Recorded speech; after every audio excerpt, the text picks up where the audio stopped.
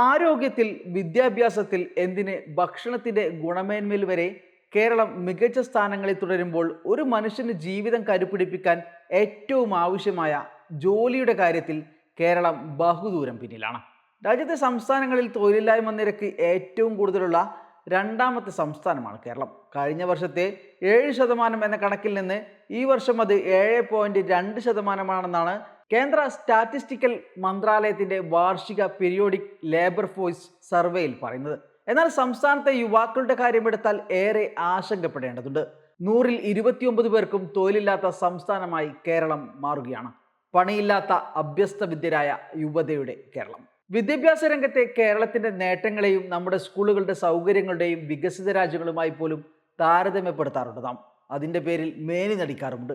പക്ഷേ പഠനം കഴിഞ്ഞ് പുറത്തിറങ്ങിയാൽ എന്താണ് അവസ്ഥ? 15 മുതൽ 29 വയസ്സ് വരെയുള്ളവർക്കിടയിൽ ഏറ്റവും കൂടുതൽ തൊഴിലില്ലായ്മ നിരക്ക് കേരളത്തിലാണെന്നാണ് റിപ്പോർട്ടുകൾ പറയുന്നത്. 29% പേർക്കും തൊഴിലില്ല. ഗ്രാമങ്ങളിൽ തൊഴിലില്ലായ്മ നിരക്ക് 7.6%, നഗരങ്ങളിൽ 6.7%.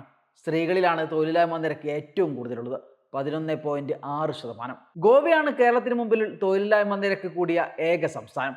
ഇവിടെ 8.5% പേർക്ക് തൊഴിലില്ല.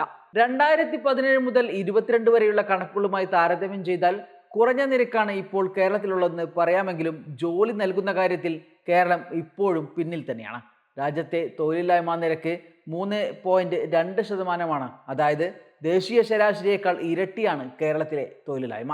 പീരിയോഡിക് ലേബർ ഫോഴ്സ് സർവേ പ്രകാരം തൊഴിൽ സേനയിലെ തൊഴിൽ രഹിതരായ വ്യക്തികളുടെ ശതമാനമാണ് തൊഴിലില്ലായ്മ നിരക്കായി കണക്കാക്കുന്നത്.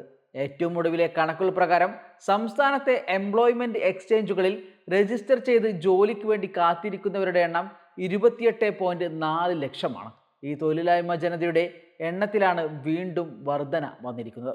അതേസമയം സംസ്ഥാന സർക്കാരിന്റെ സാമ്പത്തിക അവലോകന റിപ്പോർട്ട് പ്രകാരം കേരളത്തിലെ എംപ്ലോയ്മെന്റ് എക്സ്ചേഞ്ചുകളിലെ തൊഴിലന്വേഷകരുടെ എണ്ണം കുറഞ്ഞു വരികയാണ്. 2015 ഡിസംബർ 31-ന് സംസ്ഥാനത്ത് തൊഴിലന്വേഷകരുടെ എണ്ണം 34.9 ലക്ഷമായിരുന്നു. 2021-ൽ 40.3 ലക്ഷമായി ഉയർന്നു. ഇതാണ് ഇപ്പോൾ 28.4 ലക്ഷമായിരിക്കുന്നത്. കേൾക്കുമ്പോൾ കേരളം കൊള്ളാമെന്ന് കരുതാൻ വരട്ടെ. യുവാക്കൾ കൂടുതലായി മറ്റു സംസ്ഥാനങ്ങളിലേക്കും രാജ്യങ്ങളിലേക്കും ജോലിക്കായി പോയതാണ് ഈ കുറവിന് പിന്നിൽ.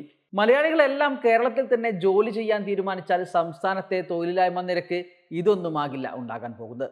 തൊഴിൽ സൃഷ്ടിക്കുന്ന കാര്യത്തിൽ കേരളം ഏറെ പിറകിലാണ്. സ്വകാര്യ മേഖലയിൽ തൊഴിൽ സാധ്യതകൾ വർദ്ധിക്കുന്നുണ്ടെങ്കിലും കുറഞ്ഞ ശമ്പളം ഒരു തിരിച്ചടിയായി തുടരുകയാണ്.